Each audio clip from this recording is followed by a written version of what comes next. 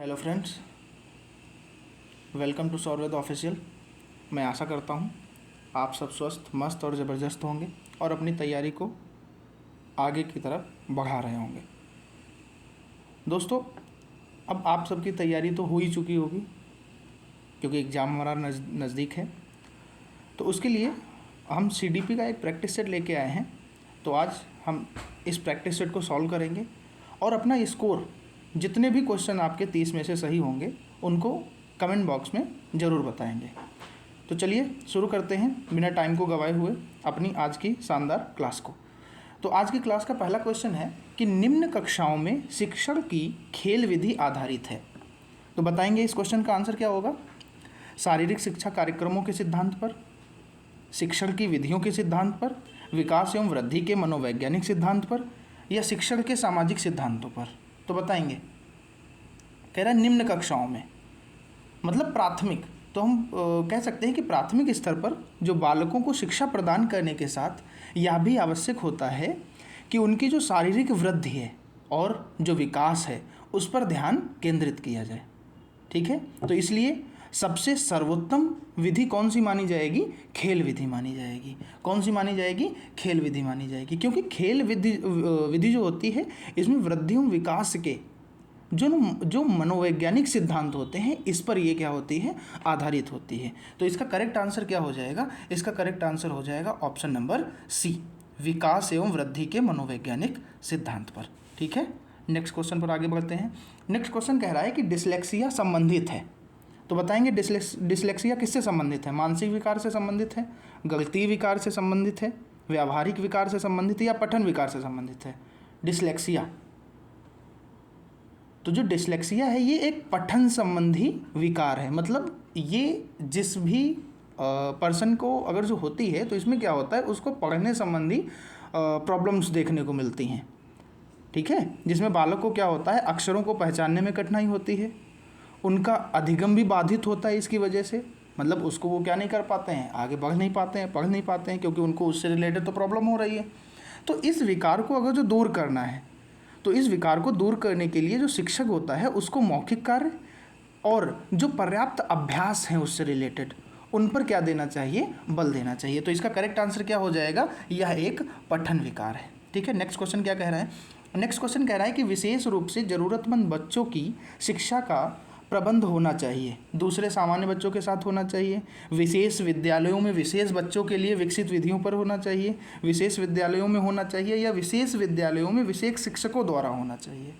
Question को ध्यान से समझेंगे दोस्तों। क्वेश्चन कह रहा है कि विशेष रूप से ज़रूरतमंद, मतलब विशेष रूप से ज़रूरत मतलब जिनको क्या ऐसे बोल सकते हैं कि चिल्ड्रन विथ स्पेशल नीड्स, जो हमारे क्या होते हैं, दिव्यांग बच्चे होते हैं। ठीक है, उनकी शिक्षा का प्रबंध होना चाहिए। क्या दूसरे सामान्य बच्चों के साथ होना चाहिए? अच्छा, देखते हैं कि दूसरे सामान्य बच्चों के साथ होना चाहिए कि नहीं होना चाहिए। दूसरा कह रहा है कि विशेष विद्यालयों में विशेष बच्चों के लिए विकसित विधियों द्वारा होना चाहिए, कि हाँ जो इन्हीं के द्वारा विधियाँ बनाई गई हैं उन्हीं के द्वारा होना चाहिए, या जो इनके लिए स्पेशल स्कूल्स होते हैं उनमें इसकी शिक्षा कराई जानी चाहिए। और लास्ट ऑप्शन है कि विशेष विद्यालयों में विशेष शिक्षकों द्वारा कराई जानी चाहिए। तो जो इन बच्चों के लिए सबसे इफ़ेक्टिव लर्निंग होती है वो दूसरे सामान्य बच्चों के साथ अगर जो इनका अध्ययन कराया जाता है तो वो बहुत ज़्यादा प्रभावी होता है। ठीक है, तो इसका जो करेक्ट आंसर हो जाएगा वो ऑप्शन नंबर ए हो जाएगा। क्यों? क्योंकि विशेष रूप के जो ज़रूरतमंद बच्चे होते हैं उनको सामान्य बच्चों के साथ ही शिक्षा देने का क्या करना चाहिए? प्रबंध करना चाहिए, ताकि अपनी आवश्यकताओं या फिर ज़रूरतों की जो क्या होती है उनकी पूर्ति होती है, उनके साथ साथ वे सामान्य बच्चों के क्रियाकलापों से भी प्रभावित होते रहें।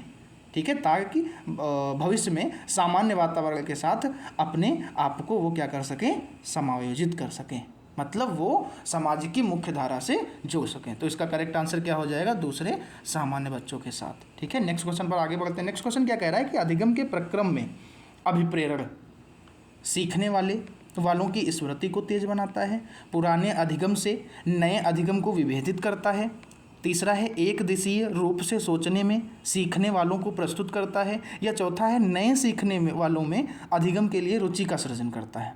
बताएंगे अधिगम के प्रक्रम में अभिप्रेरण की क्या भूमिका होती है? तो हम ऐसे कह सकते हैं कि अधिगम प्रक्रम में अभिप्रेरणा का महत्वपूर्ण स्थान होता है। कैसे महत्वपूर्ण स्थान होता है? क्योंकि अभिप्रेरणा के माध्यम से सीखने वाले में अधिगम के प्रति रुचि उत्पन्न होती है। उत्पन्न किया ही जाता है कि भाई बच्चा अगर जो नहीं सीख रहा है तो हमको उसको क्या देते हैं, उसको हम रिइंफोर्समेंट देते हैं, उसको मोटिवेट करते हैं, तभी तो बच्चा आगे उसको कर पाता है। ठीक है, तो ये क्या कह रहा है? हाँ, तो क्या इसका करेक्ट आंसर क्या हो जाएगा? इसका करेक्ट आंसर हो जाएगा कि नए सीखने वालों में अधिगम के लिए रुचि का सृजन करता है। कौन? अधिगम के प्रक्रम में जो अभिप्रेरणा है, मतलब जो मोटिवेशन है। ठीक है, तो इसका करेक्ट आंसर हो जाएगा option number D. Next question क्या कह रहा है? नेक्स्ट क्वेश्चन कह रहा है कि कक्षा 5 के न्यून दृष्टि वाले बच्चे को, क्या कह रहा है? कक्षा 5 के न्यून दृष्टि वाले बच्चे को निम्न स्तर के कार्य के लिए माफ़ करना उचित है। मतलब अगर जो कोई छोटा मोटा काम कर दिया है तो उसके लिए उसे माफ़ कर देना चाहिए। दूसरा कह रहा है कि उसके दैनिक कार्य में उसके माता पिता तथा मित्रों को सहायता करनी चाहिए। मतलब अगर जो वो एक्टिविटीज़ ऑफ डेली लिविंग में इन्वॉल्व हो रहा है और अगर जो उसमें करने में उसको प्रॉब्लम हो रही है तो उसके जो माता पिता हैं या फिर उसके मित्र हैं उनको सहायता करनी चाहिए। ऑप्शन सी कह रहा है कि कक्षा में सामान्य रूप से बर्ताव करना चाहिए एवं आइडियो CD के जरिए सहायता प्रदान करनी चाहिए। कि मतलब एक न्यून दृष्टि वाला है बच्चा, मतलब वो चीज़ों को देख नहीं पा रहा है। ठीक है, तो उसके लिए क्या करना चाहिए? सामान्य बर्ताव करना चाहिए, जैसे सबके साथ करते हैं। और उसके लिए हम एक चीज़ ऐड कर देंगे, जैसे आइडियो CD के जरिए सहायता प्रदान करनी चाहिए। ठीक है, ये भी हो सकता है। फिर क्या कह रहा है? कक्षा में विशेष बर्ताव करना चाहिए। तो इसका करेक्ट आंसर कौन सा हो जाएगा? ऑप्शन नंबर सी हो जाएगा कि कक्षा 5 के जो न्यून दृष्टि वाले बच्चों के साथ सामान्य बच्चों की तरह व्यवहार करना चाहिए, ताकि उनके अधिगम को बढ़ाने के लिए श्रव्य शिक्षण सामग्री का उपयोग करना चाहिए, ताकि दृष्टि क्षमता के अभाव में उनके अधिगम पर नकारात्मक प्रभाव न पड़े। तो इसका correct answer option number C क्या हो जाएगा? सही हो जाएगा। ठीक है, नेक्स्ट क्वेश्चन पर आगे बढ़ते हैं। नेक्स्ट क्वेश्चन कह रहा है कि श्यामपट्ट को शिक्षण सामग्री के किस समूह के अंतर्गत किया जा सकता है? श्यामपट्ट जो हमारा क्या होता है? बोर्ड होता है। श्यामपट्ट क्या होता है? जो हमारा ब्लैक बोर्ड होता है ना, स्कूलों में सबने देखा होगा, सबकी पढ़ाई उसी पे हुई होगी। ठीक है, तो उसका करेक्ट आंसर कह रहा है क्या ये श्रव्य साधन है? अच्छा, जब हम क्लास में जाते थे तो जो टीचर चौक से लिख रहे थे तो क्या जो टीचर लिखते थे वो अपने आप वहाँ से आइडियो फॉर्म निकल रही थी? ऐसा तो नहीं हो सकता है। दृश्य साधन, क्या जो टीचर लिख रहे थे वो हमको दिखाई दे रहा था? ठीक है, मतलब जो टीचर बोल के पढ़ाने वाले होते थे वो उन चीज़ों को लिख देते थे, तो क्या हम उनको देख पा रहे थे? बिल्कुल देख पा रहे थे। क्या दृश्य श्रव्य साधन है? मतलब टीचर ने लिखा तो दिखाई तो दे रहा है, उसके साथ में वो बोल भी रहा है अपने आप ही, मतलब ब्लैक बोर्ड बोल के हमको सुना रहा है। तो ऐसा भी तो नहीं होता था। इनमें से कोई नहीं। तो इसका करेक्ट आंसर क्या हो जाएगा? टीचर लिख देते थे जिससे सभी बच्चे उसको क्या कर सकें? देख कर नोटबुक में अपनी नोट कर सकें। इसका करेक्ट आंसर क्या हो जाएगा? Option number B. ठीक है, नेक्स्ट क्वेश्चन पर आगे बढ़ते हैं। नेक्स्ट क्वेश्चन कह रहा है कि निम्न में से कौन शिक्षण कुशलता से संबंधित है? शिक्षण कुशलता से संबंधित है। क्या श्यामपट्ट पर लिखना शिक्षण कुशलता से संबंधित है? प्रश्नों को हल करना या प्रश्न पूछना? उपरोक्त सभी। तो बताएंगे। तो शिक्षण कार्य को प्रभावी बनाने के लिए आवश्यक है कि शिक्षक सभी शिक्षण कौशलों में क्या हो? कुशल हो, निपुण हो। ठीक है, शिक्षण कौशल जैसे क्या हो सकते हैं? श्यामपट्ट कौशल, मतलब उस टीचर को क्या करना चाहिए? उस पर लिखना आना चाहिए। प्रश्न कौशल होना चाहिए, उसके अंदर स्पष्टीकरण होना चाहिए, मतलब अगर जो बच्चे ने कोई क्वेश्चन पूछा है तो उसका जवाब भी किस तरीके से देना है, किस लेवल का जवाब देना है बच्चे के अकॉर्डिंग, तो वो सारी चीज़ें क्या होनी चाहिए? टीचर के अंदर होनी चाहिए। प्रतिपुष्टि कौशल आदि होना चाहिए। ठीक है, तो इसका करेक्ट आंसर कौन सा हो जाएगा? श्यामपट्ट पर लिखना भी होना चाहिए, प्रश्नों को हल करना भी आना चाहिए, प्रश्न पूछना भी। तो इसका करेक्ट आंसर हो जाएगा ऑप्शन नंबर डी, कि ये शिक्षण कुशलता से सभी संबंधित है।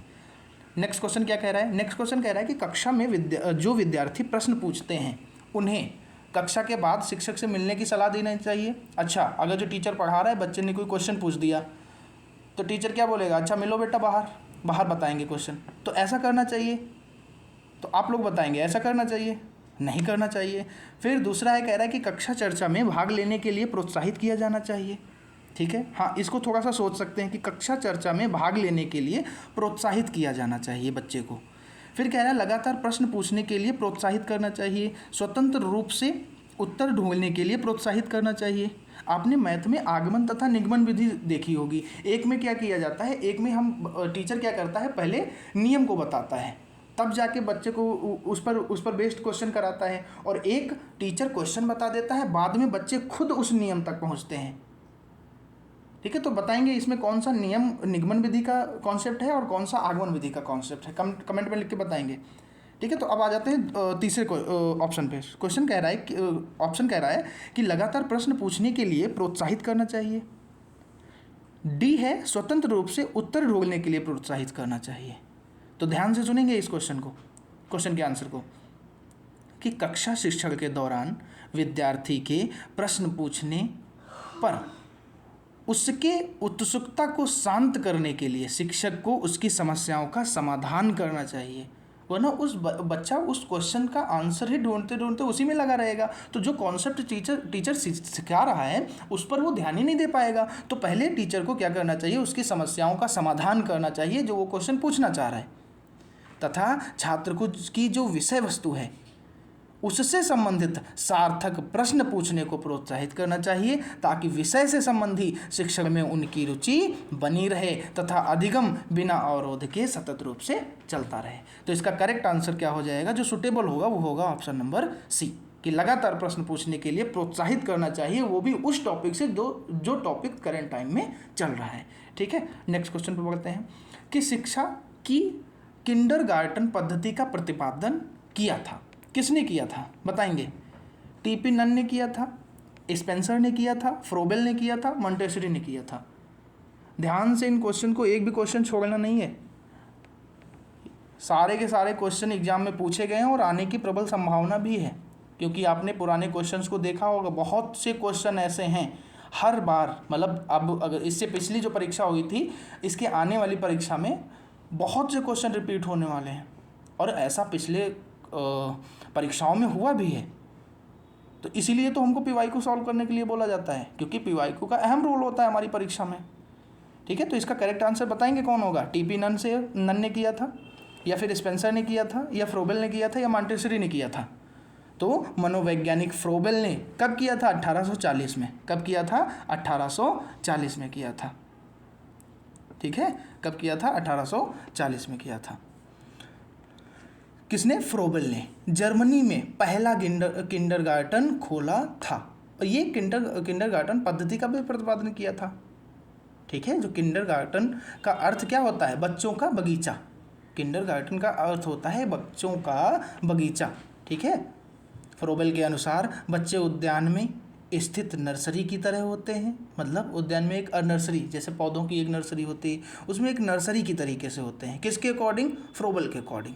ठीक है, जैसे नर्सरी की अच्छी तरह देखभाल से छोटे पौधे स्वस्थ वृक्ष बनते हैं, ठीक उसी तरीके से फ्रोबेल के अनुसार बच्चों की देखभाल से उनका मानसिक एवं शारीरिक स्वास्थ्य का विकास होता है। ठीक है, तो इसका करेक्ट आंसर क्या हो जाएगा, ऑप्शन नंबर सी, फ्रोबेल ने प्रतिपादन किया था। ठीक है, तो ध्यान रखेंगे किंडरगार्टन कब, 1840 में। पद्धति का प्रतिपादन किसने किया, फ्रोबेल ने किया। नेक्स्ट क्वेश्चन कह रहा है कि एक अभिभावक अपने विद्यालय में मिलने के लिए कभी नहीं आता है।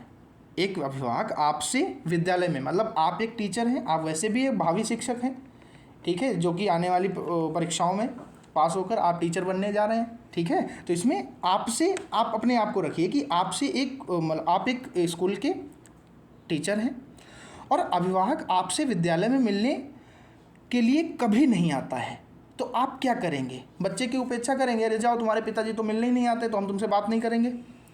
अभिभावक को लिखेंगे कि अरे भाई साहब आप मिलने ही नहीं आ रहे हैं, हम आपसे बात करना चाहते हैं, ऐसा करेंगे। या फिर आप स्वयं उनसे मिलने जाएंगे, तो बच्चे को दंड देंगे कि अरे तुम अपने पिताजी को क्यों बुला के नहीं ला रहे हो। तो इसका जो करेक्ट आंसर हो जाएगा कि टीचर की अहम भूमिका तभी दिखाई देती है कि अगर जो टीचर वहाँ पर मिलने नहीं आ रहे हैं तो उसका कारण जानें, उससे रिलेटेड उनके घर जाएं। तो इसका करेक्ट आंसर हो जाएगा ऑप्शन नंबर सी, आप स्वयं उनसे मिलने जाएंगे। ठीक है, क्योंकि यहाँ पर किसी बच्चे के भविष्य का सवाल है।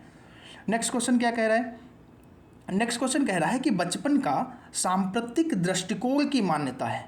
बचपन का सांप्रतिक दृष्टिकोण की मान्यता क्या है, बहुत तरीके से बच्चे प्राप्त वयस्कों के बराबर होते हैं, या बच्चों को युवा प्राप्त वयस्कों के रूप में सबसे अच्छा माना जाता है, या बचपन आधारित रूप से प्रतीक्षा अवधि है, या बचपन वृद्धि एवं परिवर्तन की एक अनूठी अवधि है? तो बताएंगे।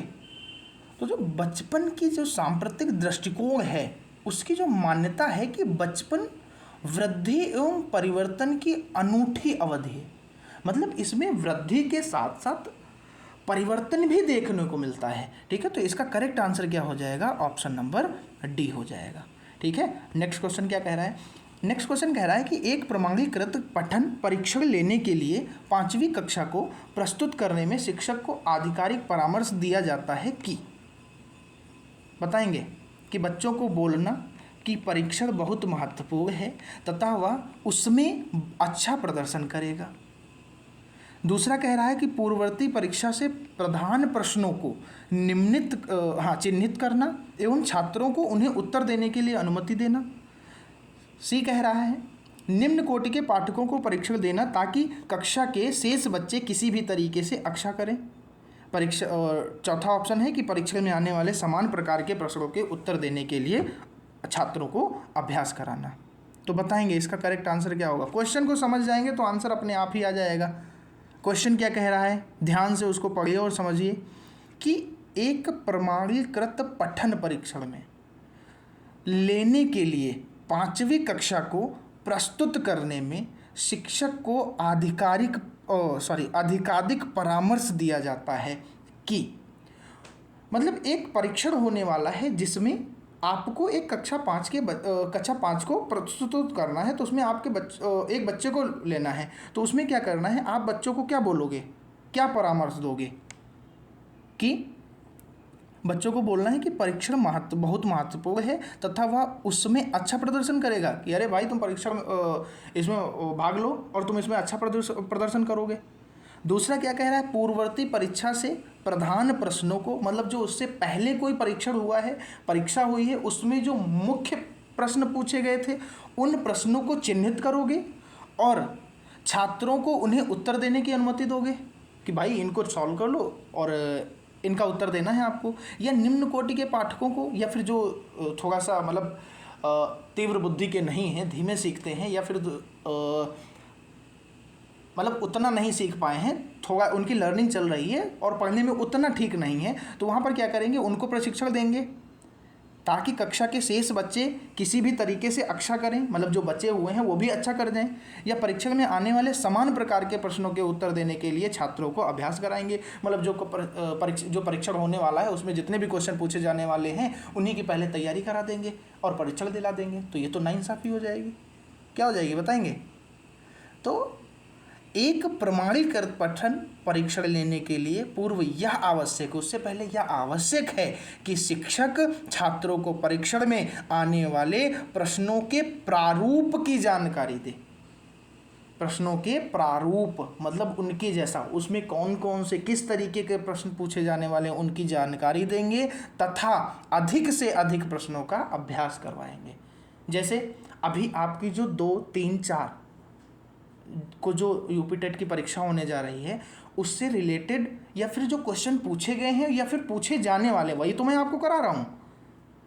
ठीक है, तो यही क्वेश्चन पूछा जा रहा है कि आप जब एक टीचर बन जाएंगे तो आप अपने बच्चे के लिए क्या करेंगे। तो इसका जो करेक्ट आंसर हो जाएगा ऑप्शन नंबर डी हो जाएगा। परीक्षण में आने वाले समान प्रकार के, सेम नहीं मतलब वैसे ही उसी प्रकार के प्रश्नों के उत्तर देने के लिए छात्रों का अभ्यास कराएंगे। नेक्स्ट क्वेश्चन कह रहा है कि असंगठित घर से आने वाला बच्चा सबसे अधिक कठिनाई का अनुभव करेगा। बताएंगे सुनिर्मित पाठों में सबसे अधिक कठिनाई का अनुभव करेगा, या स्वतंत्र अध्ययन कर मतलब कठिनाई का अनुभव करेगा, या नियोजित निर्देश में, या अभ्यास पुस्तिका में।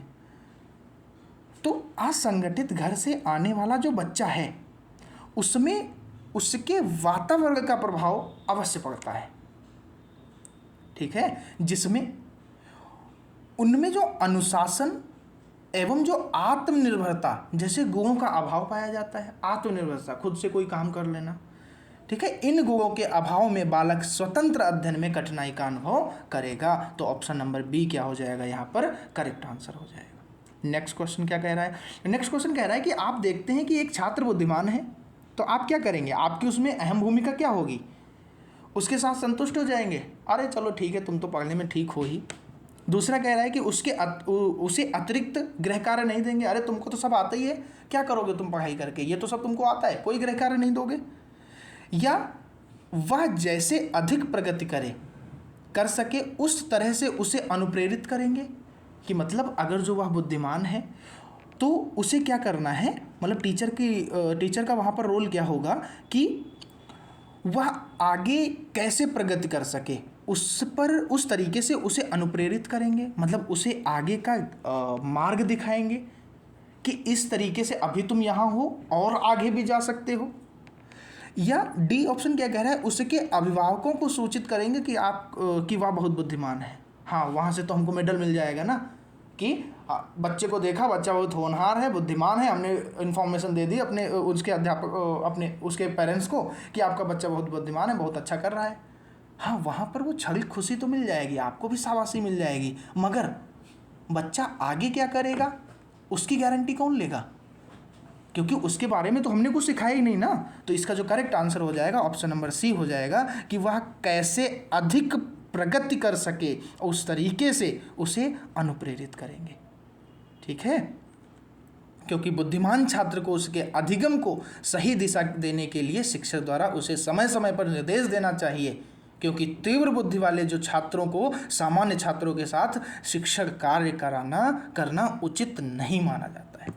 ठीक है, नेक्स्ट क्वेश्चन पर आगे बढ़ते हैं। नेक्स्ट क्वेश्चन क्या कह रहा है, नेक्स्ट क्वेश्चन कह रहा है कि यदि कुछ विद्यार्थी कक्षा में अध्ययन की चित्तवृत्ति में नहीं है तो आप क्या करेंगे, उन्हें अध्ययन के लिए बाध्य कर देंगे कि नहीं तुम्हें अध्ययन करना ही पड़ेगा, या फिर उन विद्यार्थियों को कक्षा को छोड़ने के लिए कहेंगे चलो तुम सब बाहर निकल जाओ, या उन्हें चेतावनी देंगे कि वे अवश्य अध्ययन करें, नहीं तो आप प्रधानाध्यापक को सूचित कर देंगे, डराएंगे धमकाएंगे उनको, या फिर उन्हें उनकी रुचि अथवा आप अपने विषय के अनुसार रुचिपूर्वक चीज़ें बताएंगे। तो बताएंगे तो अध्ययन में चित्तवृत्ति का तात्पर्य अध्ययन में रुचि ना लेना। चित्तवृत्ति का मतलब नहीं समझ में आ रहा होगा ना, क्योंकि क्वेश्चन जब हमको समझ में आ जाएगा। मैथ में क्या होता है, जब हम उस क्वेश्चन की लैंग्वेज को 3 बार पढ़ते हैं तो हमको क्वेश्चन ऑटोमेटिक कुछ ना कुछ तो उसमें हिंट मिल ही जाती है। तो सेम उसी तरीके से हमारे पास ये क्वेश्चन दिया गया है और चित्तवृत्ति का हमें मीनिंग नहीं पता है, तो क्या हम जो नीचे ऑप्शंस दिए गए हैं उनसे हम इसका तोड़ निकाल पाएंगे? नहीं निकाल पाएंगे। तो चित्तवृत्ति का मतलब होता है कि रुचि ना लेना। ठीक है, तो अध्ययन में चित्तवृत्ति का तात्पर्य क्या हो गया, रुचि ना लेना। अगर किसी छात्र द्वारा इस तरह की प्रवृत्ति अपनाई जाती है तो शिक्षक क्या करेगा, तो शिक्षक को अपने विषय वस्तु से संबंधित उनकी रुचि के अनुसार शिक्षण करना चाहिए कि वो कौन सी चीज़ को सीखना चाह रहे हैं या उसमें किसकी रुचि ज़्यादा है। तो शिक्षण कार्य को मनोरंजन एवं रुचिकर बनाने के लिए शिक्षण सहायक सामग्री का भी उपयोग किया जाता है। तो इसका करेक्ट आंसर क्या हो जाएगा, ऑप्शन नंबर डी हो जाएगा। ठीक है, नेक्स्ट क्वेश्चन पर आगे बढ़ते हैं।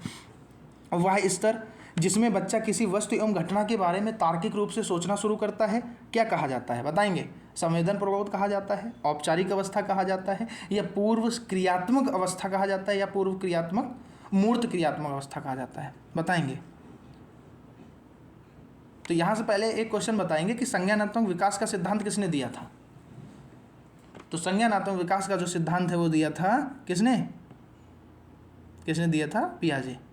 ठीक है, तो पियाजे के जो संज्ञानात्मक विकास के सिद्धांत हैं उनके अनुसार जो तीसरे चरण मतलब जो मूर्त संक्रियात्मक जिसकी एज कितने से कितने तक होती है, 7 से 11 वर्ष तक होती है। तो जो मूर्त संक्रिया अवस्था में होते हैं बालक की किसी वस्तु या घटना के बारे में तार्किक रूप से सोचना प्रारंभ कर देता है। मतलब जो मूर्त क्रियात्मक अवस्था होती है, ठीक है, कौन सी होती है, जिसकी कितने 7 से 11 वर्ष। ठीक है, तो इस अवस्था में क्या होता है, बच्चा क्या करता है, क्या करता है, बालकों में क्या कर देता है, वो तार्किक रूप से सोचना प्रारंभ कर देता है। और इस अवस्था के जो बालक होते हैं उनमें चिंतन, तर्क वितर्क, एकाग्रचित्त आदि गुणों का विकास होता है। ठीक है, तो इसका करेक्ट आंसर क्या हो जाएगा, option number D. Next question क्या कह रहा है, बच्चों के बौद्धिक विकास के 4 सुस्पष्ट स्तरों को पहचाना गया है। तो बताएंगे किसके द्वारा पहचाना गया है, बताएंगे? क्या निषेधात्मक किसके द्वारा पहचाना गया है, बताएंगे? कोलबर्ग द्वारा पहचाना गया है, एरिक्सन द्वारा पहचाना गया है, स्किनर द्वारा पहचाना गया है, या पियाजे द्वारा पहचाना गया है? कह रहा है कि बच्चों के बौद्धिक विकास के 4 सुस्पष्ट स्तरों को पहचाना गया है। अभी इससे पहले ही क्वेश्चन था, दोनों ही क्वेश्चन एक ही मनोवैज्ञानिक से रिलेटेड आ गए। तो किसने पहचाना? अभी तो संज्ञानात्मक जीन पियाजे, तो पियाजे द्वारा। ठीक है, ऑप्शन नंबर डी क्या हो जाएगा? करेक्ट हो जाएगा। पहला क्वेश्चन, इससे पहला क्वेश्चन देख लेते हैं। एज बता देता हूँ। तो जो संवेद प्रबोध की गति का जो अवस्था होती है, इसकी एज ग्रुप क्या होती है? 0 से 2 वर्ष होती है। ठीक है, और पूर्व संक्रियात्मक इसकी क्या होती है बताएंगे? पूर्व संक्रियात्मक अवस्था 2 से 7 वर्ष होती है, और मूर्त की तो मैंने बता ही दी। और औपचारिक की क्या होती है? 11 से 15 वर्ष। ठीक है, नेक्स्ट क्वेश्चन पर आगे बढ़ते हैं। ये तो हो ही गया, जीन पियाजे इसका करेक्ट आंसर हो जाएगा। कह रहा है कि अल्पवयस्क बच्चों के अधिगम में अभिभावकों की भूमिका होनी चाहिए। निषेधात्मक तरीके से होनी चाहिए, अग्र सक्रिय होनी चाहिए, संवेदनात्मक होनी चाहिए, या उदासीन होनी चाहिए। तो जो अल्पवयस्क बच्चों के अधिगम में जो अभिभावक की भूमिका होनी चाहिए वो अग्र सक्रिय होनी चाहिए। ठीक है, ताकि उनके कार्य में जो भटकाव की स्थिति आ जाती है वो उत्पन्न ही ना हो। तो बच्चे जो पेरेंट्स होते हैं उनको एक कदम आगे सोचना चाहिए, अग्र सक्रिय रहना चाहिए। तो इस अवस्था में जो होता है, बच्चों को निर्देशन के साथ साथ परामर्श की भी आवश्यकता होती है। तो इसलिए इसका करेक्ट आंसर हो जाएगा ऑप्शन नंबर बी, अग्र सक्रिय होना चाहिए। नेक्स्ट क्वेश्चन कह रहा है कि बच्चों के संज्ञानात्मक विकास को सबसे अच्छे तरीके से कहाँ परिभाषित किया गया है? क्या खेल के मैदान में परिभाषित किया गया है, किया जा सकता है, या विद्यालय एवं कक्षा में परिभाषित किया जा सकता है, या ऑडिटोरियम में किया जा सकता है, या गृह में किया जाता है? तो इसका जो बच्चों के संज्ञानात्मक विकास को सबसे अच्छे तरीके से परिभाषित किया जा सकता है, तो कहाँ पर? तो विद्यालय एवं कक्षा में। जैसे क्या होता है, बच्चों का जो संज्ञानात्मक विकास होता है उसको मापने एवं परिभाषित करने का जो सर्वाधिक उपयुक्त विधि होती है वो कौन सी होती है? परीक्षा प्रणाली होती है। कौन सी? परीक्षा प्रणाली। UP TET teacher eligibility test क्यों कराया जा रहा है? हम सब परीक्षा क्यों देते हैं, या आप सब यूपी टेट की परीक्षा क्यों देने जा रहे हैं? क्योंकि ये एलिजिबिलिटी टेस्ट है। यहाँ पर आपका परीक्षण किया जा रहा है कि आप बच्चों के पढ़ाने के योग्य हैं कि नहीं है। पेडागोजी क्यों पढ़ाई जाती है? क्योंकि जो गाइडलाइन बच्चों के लिए बनाई गई है आप उसको फुलफिल कर पा रहे हैं कि नहीं कर पा रहे हैं? समझ पा रहे हैं जो मैं समझाना चाह रहा हूँ? तो अगर जो आप ये सारी चीज़ें समझ पा रहे हैं तो एक लाइक तो बनता है, और चैनल को सब्सक्राइब करना भी बनता है। इससे क्या होता है, मुझे एक मोटिवेशन मिलेगा कि हाँ, मैं जो कर रहा हूँ वो ठीक कर रहा हूँ, आपको चीज़ें समझा पा रहा हूँ, आप तक मैं जो कंटेंट पहुँचा रहा हूँ वो डिलीवर कर रहा हूँ, वो सही कंटेंट डिलीवर कर रहा हूँ। ठीक है, तो क्या कह रहा है? विद्यालय एवं कक्षा में किया जा सकता है। ठीक है, क्योंकि जिसमें बच्चे के संज्ञानात्मक विकास स्तर को जाना जा सकता है कि संज्ञानात्मक विकास उसका कितना हो रहा है, कॉग्निटिव डेवलपमेंट का स्तर क्या है, तथा इसके लिए जो विद्यालय है सबसे उपयुक्त स्थान होता है जहां बच्चे स्वतंत्र एवं अनुशासित रूप से अपनी अभिव्यक्ति दे सकते हैं। तो इसका करेक्ट आंसर क्या हो जाएगा? Option number B. Next question क्या कह रहा है? नेक्स्ट क्वेश्चन कह रहा है कि को अनुप्रेरित डैश को अनुप्रेरित किसको अनुप्रेरित शिक्षण के एक संकेत के रूप में विवेचित किया जाता है? क्या कक्षा में अधिकतम उपस्थिति से अनुप्रेरित शिक्षण के एक संकेत के रूप में विवेचित किया जाता है, या शिक्षक द्वारा दिया गया उपचारिक कार्य, या विद्यार्थियों द्वारा प्रश्न पूछना, या फिर कक्षा में पूर्ण नीरसता? तो जो शिक्षण प्रभावशाली एवं सजीव तब होता है जब कक्षा में समय समय पर शिक्षक छात्र वार्तालाप हो, कि टीचर और स्टूडेंट के बीच में जो इंटरेक्शन हो रहा है, जो बातचीत हो रही है, वार्तालाप जो हो रहा है, तथा छात्रों द्वारा कक्षा में प्रश्न पूछा जा रहा हो। इससे पता चलता है कि छात्र का अधिगम अच्छी तरीके से चल रहा है और छात्र कक्षा में रुचि ले रहा है, तभी तो वो क्वेश्चन पूछ रहा है। तभी तो, क्योंकि टीचर क्वेश्चन पूछ रहा है, छात्र क्वेश्चन पूछ रहा है और टीचर उसको अच्छी तरीके से एक्सप्लेन कर रहा है, मनोरंजन वे से उसका आंसर का जवाब दे रहा है, उसके क्वेश्चन का जवाब दे रहा है, तभी बच्चा क्या करेगा? क्वेश्चन पूछने के लिए आगे आएगा। ठीक है, तो विद्यार्थियों का प्रश्न पूछना, ऑप्शन नंबर डी क्या हो जाएगा? सी क्या हो जाएगा करेक्ट आंसर। चलते हैं अपने 21 नंबर के क्वेश्चन पर। कह रहा है कि कक्षा में विद्यार्थियों की रुचि बनाए रखने के लिए एक शिक्षक को उचित है कि श्याम पट्ट का प्रयोग करे, चर्चा करे वो, या कहानी कहना, या प्रश्न पूछना? तो बताएंगे तो इसका जो करेक्ट आंसर हो जाएगा, अभी इससे पहला ही अगर जो क्वेश्चन आपने ध्यान से सुना होगा और उसको ध्यान से समझा होगा और ध्यान से पढ़ा होगा तो इसका जवाब दे ले जाएंगे। क्योंकि कक्षा में छात्रों की जो रुचि होती है और जो उसकी उत्सुकता होती है उसको ही बनाए रखना एक टीचर के लिए बहुत ही आवश्यक होता है कि छात्र कि जो शिक्षक है छात्र से पूर्व ज्ञान से संबंधित प्रश्नों को पूछे और बच्चे उसका जवाब दें, जिसे क्या किया जाता है, सामान्यतः प्रस्तावना के प्रश्न कहते हैं। मतलब इस तरीके जो क्वेश्चन होते हैं उनको क्या कहते हैं, प्रस्तावना के प्रश्न बोलते हैं। ठीक है, इसके लिए शिक्षक में प्रश्न कौशल का होना अनिवार्य है। तो जो टीचर एलिजिबिलिटी टेस्ट है, मतलब ये जो एलिजिबिलिटी टेस्ट हो रहा है, इसमें भी क्या किया जा रहा है, आप सबका परीक्षण ही तो किया जा रहा है कि आपके अंदर ये कौशल हैं कि नहीं। ठीक है, प्रश्न कौशल है कि नहीं है। तो ये सारी चीज़ें पेडागोजी में हमें सीखने को मिलती हैं। ठीक है, तो इसका करेक्ट आंसर क्या हो जाएगा, ऑप्शन नंबर डी, प्रश्नों को पूछना। नेक्स्ट क्वेश्चन क्या कह रहा है कि विद्यार्थी को विद्यालय में खेलना क्यों उचित है, या उन्हें शारीरिक रूप से सशक्त बनाएगा, या शिक्षकों के लिए काम आसान हो जाएगा कि बच्चे खेलने चले गए अब टीचर आराम से बैठा है। तो ये तो नहीं होगा, बिल्कुल कट कर देंगे इसे। ठीक है, ये तो बिल्कुल भी नहीं हो सकता। फिर कह रहा है या समय बिताने में सहायक होगा, अच्छा बच्चे खेल रहे हैं तो समय टाइम पास हो रहा है बस हो गया, तो ये भी नहीं हो सकता। यह सहयोग एवं असंतुलन का विकास करेगा, बताएंगे, यह सहयोग एवं संतुलन का विकास करेगा, क्योंकि विद्यार्थी द्वारा खेलने से उनका शारीरिक विकास संतुलित रूप से होता है तथा खेलने से जो छात्रों में सहभागिता और जो नेतृत्व करने की क्षमता होती है, जैसे कई सामाजिक गुणों का क्या होता है, विकास होता है। ठीक है, तो इसका करेक्ट आंसर क्या हो जाएगा, ऑप्शन नंबर डी, यह सहयोग एवं संतुलन का विकास करता है। क्योंकि बच्चे एक साथ मिलकर खेलते हैं, एक दूसरे का सहयोग करते हैं, सामाजिक विकास भी हो रहा है कि किसको हमें खिलाना है किसको नहीं खिलाना है, ये सारी चीज़ें भी उनके अंदर डेवलप हो रही हैं। तो परिवार एक साधन है, अनौपचारिक शिक्षा का साधन है, औपचारिक शिक्षा का साधन है, गैर औपचारिक शिक्षा का साधन है, दूरस्थ शिक्षा का साधन है। तो इसमें एक चीज़ से रिलेट कर पाएंगे इसे कि जब हम सब भी छोटी क्लास में थे तो हमको, इंग्लिश मीडियम वाले होंगे तो वो पढ़ते होंगे, जब हम ग्रामर पढ़ते तो उसमें हमको इनफॉर्मल लेटर और फॉर्मल लेटर पढ़ाया जाता था। फॉर्मल लेटर बताया जाता था कि जो फॉर्मल लेटर होता है, और हिंदी में उनको, हिंदी वाले जो हिंदी मीडियम के स्टूडेंट होंगे उनको क्या पढ़ाया जाता था, औपचारिक पत्र और अनौपचारिक पत्र।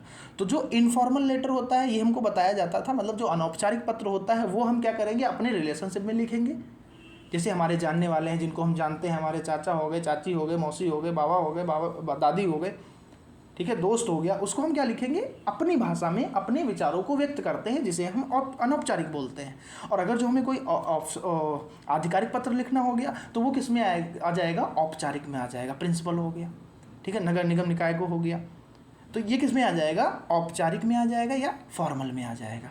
ठीक है, तो यहाँ पर जो परिवार है वो कैसा साधन है, तो वहाँ पर हमें बच्चे को कौन सी चीज़ें देखने को मिलती हैं, तो वो अनौपचारिक शिक्षा का साधन है, क्योंकि परिवार ही बालक का प्रथम विद्यालय होता है। और बच्चे की पहली जो टीचर होती है वो माँ ही होती है, क्योंकि पहला वर्ड ही बच्चे को माँ ही सिखाती है, तभी बच्चा पहला वर्ड बोलता है कि माँ। ठीक है, तो माँ का दर्जा ऐसे ही नहीं दिया गया है। ठीक है, माँ माँ होती है, तथा माता पिता को ही बालक का प्रारंभिक शिक्षक माना जाता है। इनसे प्राप्त ज्ञान अनौपचारिक होता है, क्योंकि ये हमें हमारे समाज के बारे में सिखाते हैं, किसको क्या बोलना है वो सिखाते हैं, हमको कैसे कब कहाँ पर कैसे बोलना है वो सिखाते हैं, हमारा कौन रिश्ते में कौन लगता है ये सिखाते हैं। समझ आ रहा है? ठीक है, तभी इसी ज्ञान से बालक में सामाजिक एवं नैतिक मूल्यों का विकास होता है। तो इसीलिए हम क्या बोलेंगे, परिवार एक अनौपचारिक साधन है। नेक्स्ट क्वेश्चन क्या कह रहा है, नेक्स्ट क्वेश्चन कह रहा है कि एक शिक्षक विद्यार्थियों में सामाजिक मूल्यों को विकसित कर सकता है। महान व्यक्तियों के बारे में बोलकर कि मतलब सामाजिक विकास मूल्यों को विकसित करना है, तो टीचर क्या कह रहा है, महान व्यक्तियों के बारे में बता रहा है कि हाँ ये इन लोगों ने ऐसा ऐसा किया, ये हमारे फ्रीडम फाइटर थे। तो ये सारी चीज़ें बताकर, हिस्ट्री के बारे में बताकर सामाजिक मूल्यों को विकसित कर सकता है, या अनुशासन की अनुभूति को विकसित कराकर, या आदर्श रूप से बर्ताव कर कर, या उन्हें अच्छी कहानियाँ सुनाकर। तो क्या हो जाएगा, आदर्श रूप में बर्ताव। हमें बच्चे को सामाजिक मूल्यों को सिखाना है, तो आप एक शिक्षक हैं और आप अपने बच्चों में सामाजिक मूल्यों को सिखाना चाहते हैं, तो आप क्या करेंगे, आप आदर्श रूप में बर्ताव करेंगे। जो चीज़ आप अपने बच्चों में देखना चाह रहे हैं वो चीज़ें आप अपने अंदर इम्प्लीमेंट करके दिखाइए बच्चों को क्लास में, कि आप आदर्श रूप में बर्ताव करें। ठीक है, इसका करेक्ट आंसर सी हो जाएगा।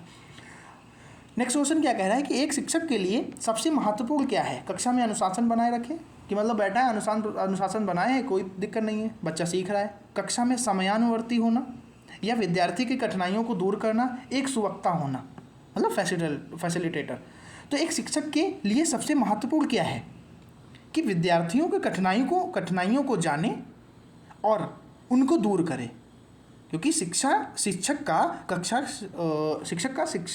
शिक्षक के समय कई कार्य उत्तरदायित्व होते हैं, कार्यों के प्रति उत्तरदायी होता है वो, परंतु सबसे जो महत्वपूर्ण कार्य होता है वो यह होता है कि वह छात्रों के समस्याओं का समाधान करे तथा उनकी उत्सुकता को शांत करे। ठीक है, जैसे हम पूछते हैं ना, हम जैसे ही क्लास में जाते हैं तो पूछते हैं बच्चों से, चलो आज जो कुछ पूछना चाहते हो तो पूछो। सभी बच्चे कोई ना कोई क्वेश्चन पूछ रहे होते हैं, दुनिया भर के कोने से कोई ना कोई क्वेश्चन पूछ रहे होते हैं, जो वो आसपास देख के आए होंगे, जो उन्होंने टीवी सीरियल में देखा होगा, या फिर किसी न्यूज़पेपर में किसी के द्वारा उन्होंने सुना होगा, उसके बारे में वो जानने की कोशिश करते हैं। तो इसका करेक्ट आंसर क्या हो जाएगा? ऑप्शन नंबर सी हो जाएगा। नेक्स्ट क्वेश्चन क्या कह रहा है? नेक्स्ट क्वेश्चन कह रहा है कि आप एक अति सक्रिय बालक को कैसे सही दिशा में लाएंगे? अति सक्रिय, बहुत ज़्यादा, जिसे हम उधम मचाना बोलते हैं। ठीक है, अपनी भाषा में हम लोग क्या बोलते हैं? उधम मचा रहा है बच्चा, बहुत तेज है। ठीक है, तो उसमें क्या करेंगे? उसको सही दिशा में कैसे लाएंगे? उन्हें पहली पंक्ति में बिठाएंगे तथा उस पर कड़ी नज़र रखेंगे, हम तो देख लेंगे, करके दिखाओ तुम अब की बार। या उसे कक्षा में कोने में बैठने की जगह निर्धारित करेंगे, तुम उस कोने में बैठ जाओ, अगर जो तुम वहाँ से हिले तो मैं तुमको देख लूँगा, ऐसा करेंगे। या उसे श्याम पट्ट पर आदि साफ करने का काम दे देंगे, या उपरोक्त में से कोई नहीं। तो दोनों तो पहले ही कट गए कि ऐसा तो हम कर ही नहीं सकते, और चौथा लग ही नहीं रहा है, तो उसे श्याम पट्ट आदि साफ करने का काम दे देंगे कि चलो अच्छा ये काम करके दिखाओ। तो इससे क्या होगा? हाँ, इससे यह होगा कि वो जो बच्चा है वो कक्षा कार्यों में व्यस्त रहेगा और शिक्षक अधिगम भी बाधित नहीं करेगा। तो इसका जो करेक्ट आंसर हो जाएगा ऑप्शन नंबर सी हो जाएगा। नेक्स्ट क्वेश्चन क्या कह रहा है कि पृथक पृथक समजातीय समूहों के व्यक्तियों के प्रति व्यक्तियों के प्रति बच्चों की अभिवृत्ति साधारणतया आधारित होती है उनके अभिभावकों के चित्तवृत्ति पर, उनमें समकक्षियों की अभिवृत्ति पर, दूरदर्शन के प्रभाव पर, उनके सहोदरों की अभिवृत्ति पर। तो इसका बताएंगे, इसका करेक्ट आंसर क्या हो जाएगा? तो जो बच्चे हैं जिस परिवेश से आते हैं, बच्चा जिस परिवेश से आता है उन पर उनके परिवेश का सीधा असर पड़ता है। हम पेडागोजी में क्यों कहते हैं कि एक अमीर खानदान में पला हुआ बच्चा जल्दी ग्रोथ कर जाता है और एक गरीब परिवार में पला हुआ बच्चा धीमे ग्रो कर पाता है। ये कितनी बड़ी चीज़ है इस लेवल पर आके, जब सोचेंगे तभी पता चलेगा। ठीक है, नेक्स्ट क्वेश्चन क्या कह रहा है? हाँ, तो इसका क्या कह रहा है? इसका आंसर क्या हो जाएगा? सीधा आंसर किसका पड़ रहा है? उसके परिवेश का पड़ता है तथा उनके जो अभिभावकों के गुणों का जो स्थानांतरण उनमें होता है तथा उसी के अनुसार जो उनमें आदतें होती हैं और अभिव्यक्तियों का तो अभिव्यक्ति मतलब वो कैसे चीज़ों को एक्सप्रेस कर रहे हैं उनका भी तो विकास होता है। इसमें परिवार एवं अभिभावक की भूमिका सबसे महत्वपूर्ण होती है। तो उनके अभिभावकों की चित्तवृत्ति पर निर्भर करता है, मतलब रुचि पर अनुभव करता है। ठीक है, नेक्स्ट क्वेश्चन क्या कह रहा है? कह रहा है कि आपको अपनी कक्षा में 2 मंदबुद्धि बच्चों को बैठाने के लिए बोला गया है, आप क्या करेंगे? उन्हें अपने विद्यार्थी के रूप में ग्रहण करने से इनकार कर देंगे, नहीं भाई हम तो इनको नहीं पढ़ाएंगे, ये बच्चे क्लास को डिस्टर्ब कर देंगे, ऐसा करेंगे? प्रधानाध्यापक को उन्हें किसी और कक्षा में जो कि मंदबुद्धि बालकों के लिए विशेष रूप से चिन्हित हैं उनमें बिठाने के लिए बोलेंगे। प्रधानाध्यापक के पास जाएंगे, अरे वो कक्षा है तो जो विशेष बच्चों के लिए कक्षा बनी है मंदबुद्धि बच्चों के लिए, आप उनको उस क्लास में बिठाइए, ऐसा बोलेंगे जाके। या ऐसे विद्यार्थियों को सिखाने की तकनीक सीखेंगे, क्योंकि आप एक टीचर हैं, आपके अंदर ये एबिलिटी होनी चाहिए, क्योंकि आपको हर एक बच्चे को, हर एक स्तर के बच्चे को हैंडल करना आना चाहिए। ठीक है, इसीलिए पेडागोजी पढ़ाई जाती है। तो इनमें से आप क्या करेंगे? क्या पहला करेंगे, ग्रहण करने से इनकार कर देंगे, नहीं भाई इनको ले जाओ यहाँ से, हम नहीं पढ़ा पाएंगे, या टीचर प्रधानाध्यापक के पास जाएंगे कि भाई इनका तो अलग व्यवस्था करो, उसमें बिठाओ इनको, हम नहीं पढ़ा पाएंगे? तो एक आदर्श टीचर की भूमिका निभाएंगे और उनको अपनी क्लास में बैठाने की अनुमति देंगे और उनको पढ़ाने के लिए नई नई जो उनसे रिलेटेड जो तकनीकें हैं उनको सीखेंगे। तो इसका जो करेक्ट आंसर हो जाएगा वो ऑप्शन नंबर सी हो जाएगा। नेक्स्ट क्वेश्चन कह रहा है कि एक शिक्षक को साधन संपन्न होना चाहिए। इसका अर्थ क्या है? उसके पास पर्याप्त धन संपदा होनी चाहिए ताकि उसे शिक्षक देने की ज़रूरत ना पड़े। अच्छा, तो टीचर बने क्यों? दूसरा कह रहा है कि उनका अधिकारियों के उच्च स्तर से संपर्क होना चाहिए। हाँ, ये भाई बहुत सही बात कह रहे हैं कि अधिकारियों से उच्च स्तर के संबंध होने चाहिए तो नई नई नीतियाँ लागू करवा देंगे। तो ऐसा भी नहीं होना चाहिए।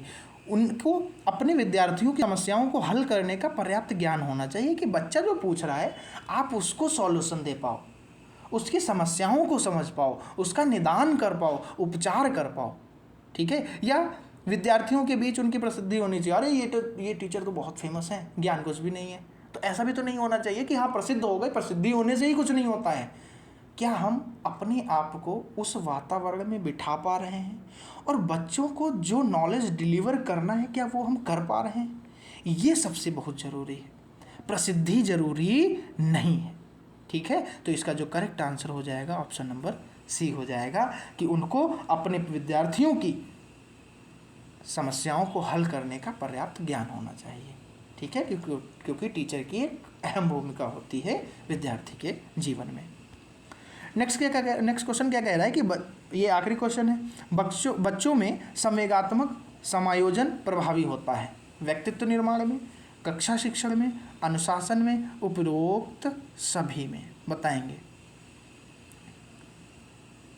बताएंगे करेक्ट आंसर क्या हो जाएगा? तो जो संवेगात्मक समायोजन बच्चों के जो व्यक्तित्व निर्माण में और कक्षा शिक्षण में जो अनुशासन जैसे गुणों के परिणाम स्वरूप उत्पन्न होता है, यदि बालक कक्षा एवं समाज में उचित समायोजन कर लेता है तो उसमें सामाजिक गुणों का विकास संभव है। ठीक है, मतलब व्यक्तित्व निर्माण में, कक्षा शिक्षण में और अनुशासन में। तो इसके चारों ऑप्शन क्या हो जाएंगे? सही हो जाएंगे। ये थे हमारे 30 क्वेश्चन जो कि पिछली कक्षाओं में पूछे गए हैं और आगे पूछे जाने की संभावना है। आई होप आपको ये क्लास अच्छी लगी होगी और सारे क्वेश्चन आपको समझ आ चुके होंगे और आपको क्वेश्चन याद भी हो चुके होंगे। ऐसा नहीं है कि आप ये PYQ अभी ही कर रहे हैं, मेरे से ही पहली बार पढ़ रहे हैं। आपने पिछले भी दिनों में पढ़ा होगा, कहीं ना कहीं इन क्वेश्चंस को देखा होगा। और क्या होगा जब यही क्वेश्चन आपके एग्ज़ाम में आ चुके होंगे और आप इनका आंसर फटाक से टिक कर रहे होंगे। तो इसी पॉजिटिविटी के साथ आप अपनी तैयारी में लगे रहिए, मस्त रहिए, आपका एग्ज़ाम बहुत अच्छा जाने वाला है। और इसी के साथ साथ मैं इस क्लास को यहीं पर विराम दे रहा हूँ। मिलते हैं किसी नेक्स्ट क्लास में। चैनल को लाइक करना और सब्सक्राइब करना बिल्कुल भी ना भूलें, जिससे मैं नई नई वीडियो आपके लिए लाता रहूँ, आपको ऐसे ही पढ़ाता रहूँ। मिलते हैं किसी नई वीडियो में, तब तक के लिए धन्यवाद। जय हिंद।